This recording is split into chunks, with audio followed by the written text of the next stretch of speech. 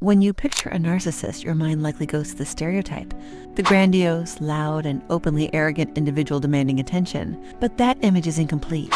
The truth is, the most insidious and destructive forms of high-conflict personality rarely seek the obvious spotlight. They operate entirely in the shadows, using fragility, martyrdom, and silence as their weapons. Welcome back to the Resilience Protocol. Today, we decode the covert narcissist, the high-conflict personality often mistaken for shyness, depression, or simple introversion. This insidious manipulation style can derail your recovery because it targets your greatest strength, your compassion. In this protocol, we will provide the clinical indicators necessary to recognize this subtle threat and outline essential boundary techniques so you can accelerate your emotional freedom and stop negotiating with fabricated fragility. In clinical terms, we distinguish between overt, or grandiose, and covert, also known as vulnerable, types of narcissistic personality disorder, or NPD. While the external presentation is drastically different, the core structure remains identical, a fundamental lack of empathy and a chronic, desperate need for narcissistic supply. The overt type demands attention through achievement and overt superiority. The covert type demands attention through their suffering and perceived inadequacy. The crucial difference is internalization. The covert individual internalizes their profound shame, which surfaces externally as hypersensitivity to criticism, intense anxiety, and pervasive victimhood. Their grandiosity is hidden beneath a facade of inadequacy. But make no mistake, beneath the fragility is a deep, unshakable entitlement that demands constant emotional labor and preferential treatment from everyone in their intimate sphere. The covert narcissist's signature move, trait 1, is what we term weaponized inadequacy. They maintain narcissistic supply by consistently portraying themselves as perpetually disadvantaged, misunderstood, chronically ill, or the victim of insurmountable circumstances.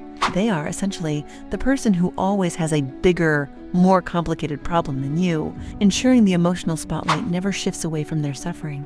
This calculated display of manufactured fragility is designed specifically to elicit sympathy, guilt, and a powerful ongoing urge for others to rescue them. They use this victim status to control expectations, minimize their own efforts, and demand intense emotional labor and preferential treatment from those closest to them. This is a powerful, passive form of control that avoids all accountability and leverages your natural human capacity for compassion directly against you.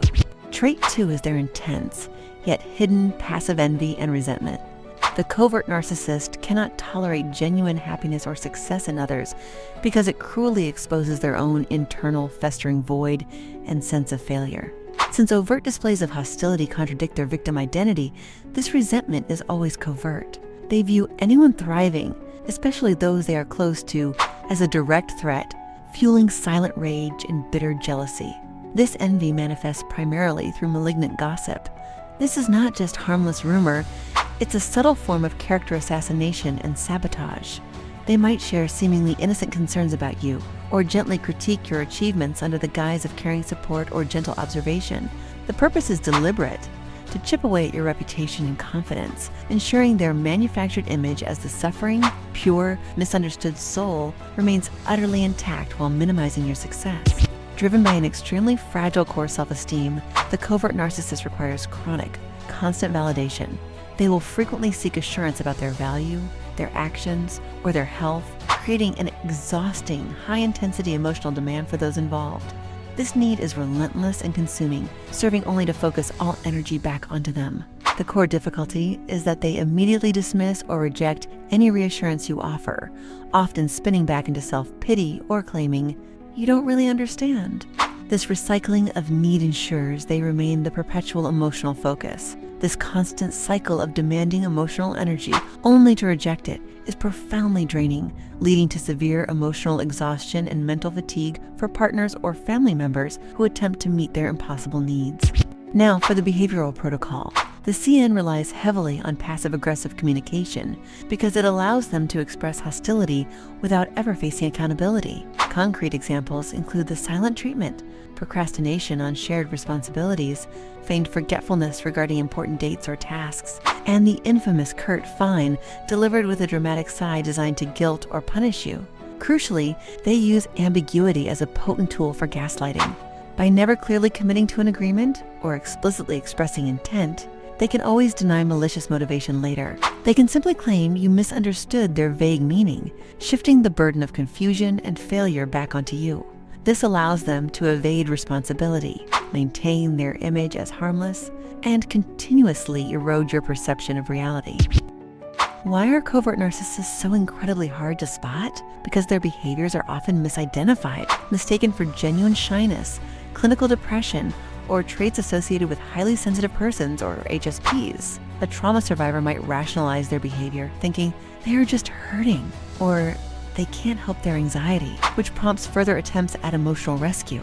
The key clinical differentiator, however, is clear intent and the underlying presence of zero empathy. A genuinely sensitive or shy person seeks authentic connection and mutual support.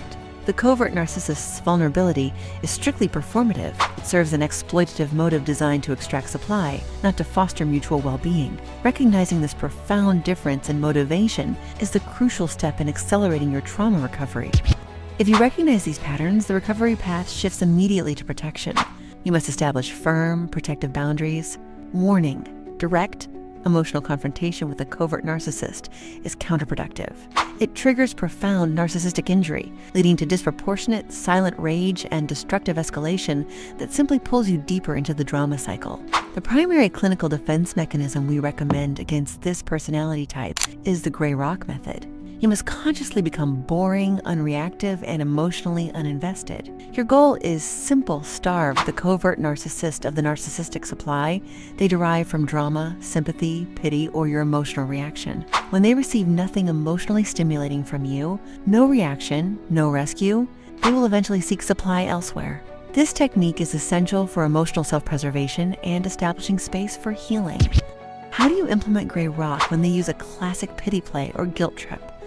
The protocol stresses non-engagement with the drama. You can validate their feeling, saying something like, "I see you are disappointed," or "that sounds frustrating for you," but you absolutely refuse to accept responsibility for their feelings or offer rescue. You are acknowledging their emotion, but you are not enabling the manipulative behavior. This requires maintaining rigorous intentional distance. Focus on maintaining short, neutral, and purely functional responses. When facing passive aggression or extreme demands, your boundary statement must be brief and non-negotiable. Use neutral scripts like, "That sounds like a decision you need to make for yourself," or "I am unavailable to discuss that topic right now." This consistent maintenance of your psychological shield is vital for true self-reclamation. We have covered the subtle yet potent dangers of the covert narcissist. Recognizing this manipulation is the crucial first step toward reclaiming your emotional integrity and accelerating your healing journey. You must learn to trust your own reality and internal intuition over the covert narcissist's calculated performance of fragility.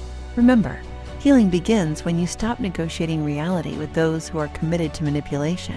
If this protocol provided clarity on recognizing and responding to covert manipulation, please like this video, share it with someone who needs this information, and subscribe to the Resilience Protocol. We are dedicated to providing clinical, empowering strategies for mental fortitude and emotional freedom.